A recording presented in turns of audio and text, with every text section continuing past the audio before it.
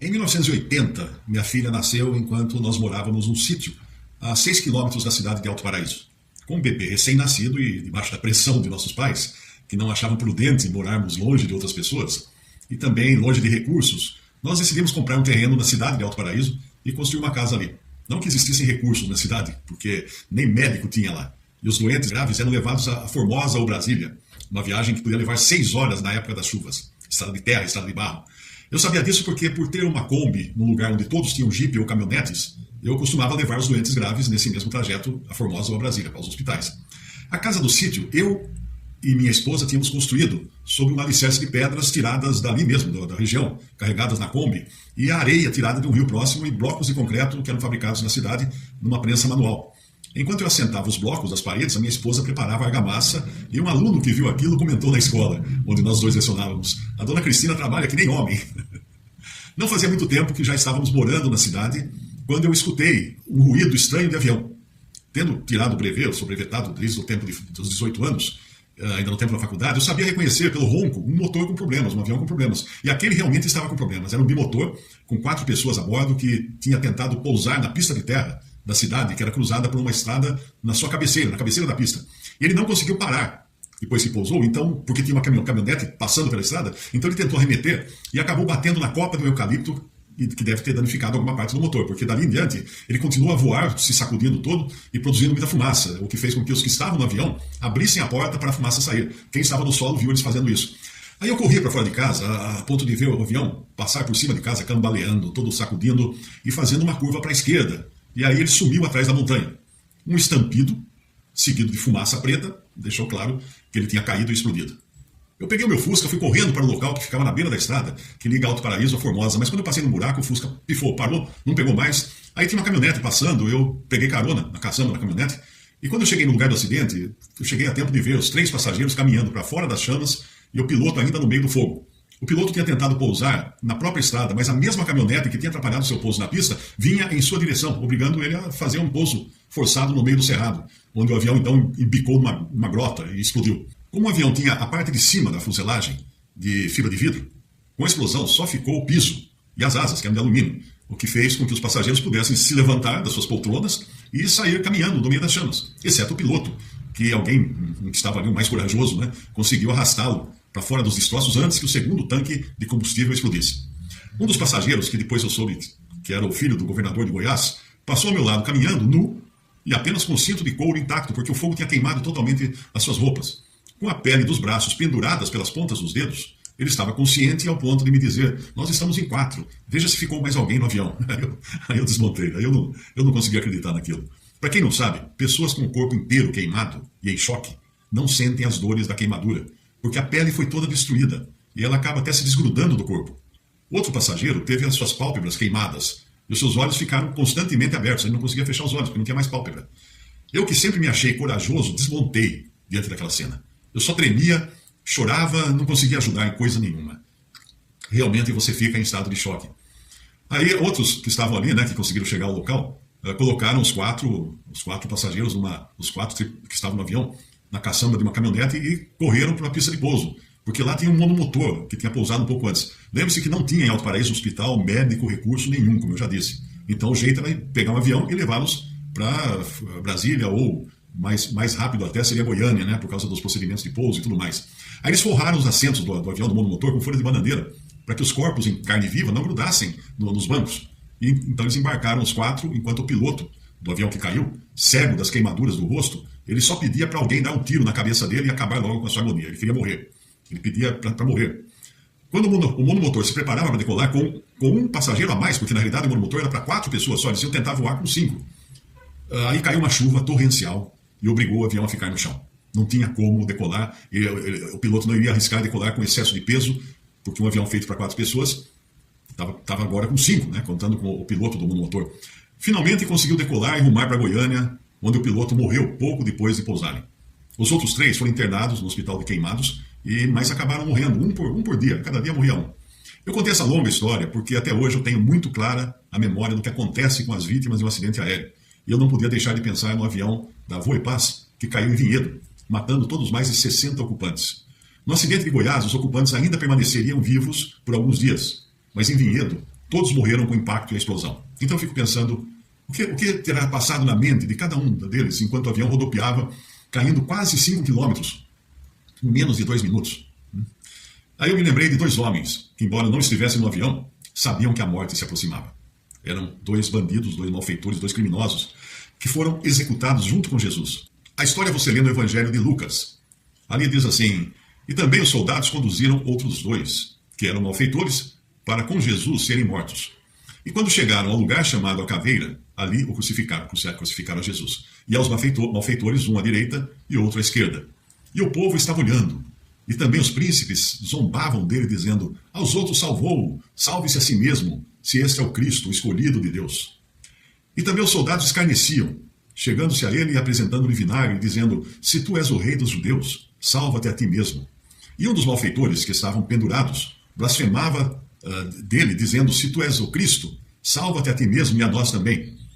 E nesse meio tempo acontece uma coisa que eu vou explicar mais adiante. Respondendo, porém, o outro repreendia-o, dizendo: tu nem ainda temes a Deus, estando na mesma condenação? Nós, na verdade, com justiça, porque recebemos o que os nossos feitos mereciam. Mas este nenhum mal fez. E disse a Jesus: Senhor, lembra-te de mim quando entrares no teu reino. E disse-lhe Jesus lhe respondeu, dizendo: em verdade te digo que hoje estarás comigo no paraíso. Lucas 23, de 32 a 43. Tem uma religião aí, sabatista, que tenta distorcer essa passagem, tirando a pontuação e dizendo: em verdade te digo hoje estarás comigo no paraíso. Como se hoje não era o dia em que ele estaria no paraíso, mas era o momento em que Jesus estava falando com eles. Mas como toda religião falsa, né, querem depreciar a obra de Cristo. Em Mateus 27 diz que os 2 criminosos também zombavam de Jesus, igualmente os 2, até que um deles mudou de ideia e passou a pedir socorro. O que aconteceu que fez o bandido mudar de ideia pode ter sido por ele escutar as palavras de Jesus, rogando por seus algozes, dizendo: Pai, perdoa-lhes, porque não sabem o que fazem. Lucas 23 a 34. Aquelas palavras de perdão e graça devem ter ficado cravadas no coração daquele bandido como uma flecha, e fez ele perceber que precisava da mesma graça, do mesmo perdão, que do único capaz de perdoar em condições tão extremas. Então ele pede para o Senhor lembrar-se dele quando entrasse no seu reino, no reino futuro, falando como um judeu. Para quem morar no reino futuro era o melhor que ele podia esperar. Mas Jesus não confirma que o malfeitor estaria no reino ainda futuro, mas que naquela mesma hora estaria com Jesus no paraíso, no céu, salvo e perdoado de todas as suas culpas, de todos os seus crimes. Isso é o Evangelho. E é nesse ponto que os religiosos odeiam a graça que Jesus oferece, porque condicionam a salvação de uma alma a toda uma lista de condições, começando por ser membro da sua igreja lá, né? Da igreja do pastor que prega. Outro dia alguém me enviou um vídeo de um pastor neopentecostal, que é famoso na TV e faz grandes milagres, e ele dizia assim: quem não dá o dízimo vai para o inferno. Bom, esse cara nunca deve ter crido no Evangelho da Graça. E provavelmente está no púlpito e nos canais de TV, fazendo seus shows de milagre, apenas para ganhar dinheiro. Se ele estivesse ali na cena da crucificação, o que ele teria dito ao bandido arrependido? Ah, se você não deu o dízimo, amigo, está perdido. Teria ele, por acaso, pedido para o bandido informar onde esconder o produto dos seus roubos? Para ele poder ir lá e pegar, então? Esses fariseus, né, que colocam fardos pesados que eles nem com o dedo conseguem mover, são os mesmos que vão dizer para você que a salvação é uma coisa complicadíssima, não está acessível. E se fosse um espírito ali na cena da crucificação, ele teria dito que o bandido teria que se reencarnar muitas vezes para se aperfeiçoar e merecer o perdão e dar muita esmola, fazer muitas boas obras. E talvez depois da morte do malfeitor, esse médium teria enviado uma carta aos familiares, avisando que ele tinha psicografado a carta, dizendo que o malfeitor chegou bem no além e, para não se preocuparem, que ele iria passar por um processo de aprendizado antes de voltar ao mundo como uma outra pessoa. Já vi acontecer isso, mais de um espírita ou mais de um caso de morte de pessoas que os espíritas abordam com essa conversinha mole.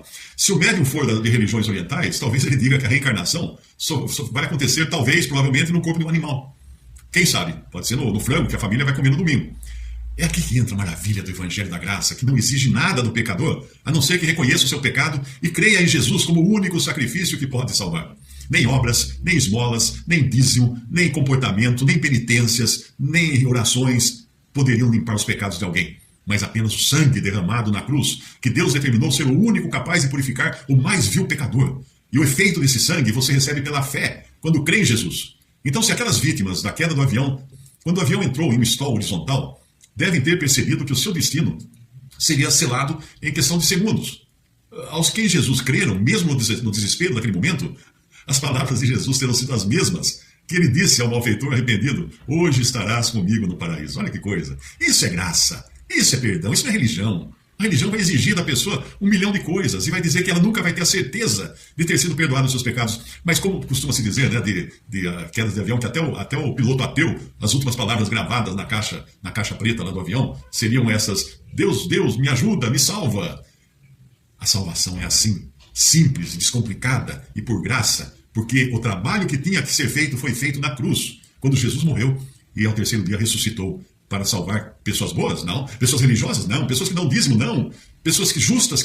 Não. Pecadores. Pecadores. Se você conhecesse Saulo, antes da conversão dele no caminho de Damasco, você teria conhecido um homem cruel. Um homem que entrava nas casas das famílias de cristãos, arrastava para fora homens, mulheres e crianças, entregava aos soldados para quê? Para serem presos. E os homens mais velhos e as mulheres mais velhas serem lançados no circo romano, para serem estraçalhados por feras, as mulheres mais jovens serem vendidas para bordéis romanos, para serem estupradas ali, servirem aos soldados e à população romana como prostitutas, e as crianças serem entregues também a famílias romanas para serem transformadas em escravos, em servos. Esse era Paulo. Esse era Paulo antes de conhecer a graça de Deus. Ele tentava ser o melhor judeu da sua estirpe. Mas a hora que ele encontra o Senhor no caminho para Damasco, o Senhor tem que falar para ele: Paulo, Saulo, Saulo, por que me persegues? Quem é, Senhor? O Senhor fala para ele: eu sou Jesus, a quem tu persegues. Porque ele perseguia os cristãos.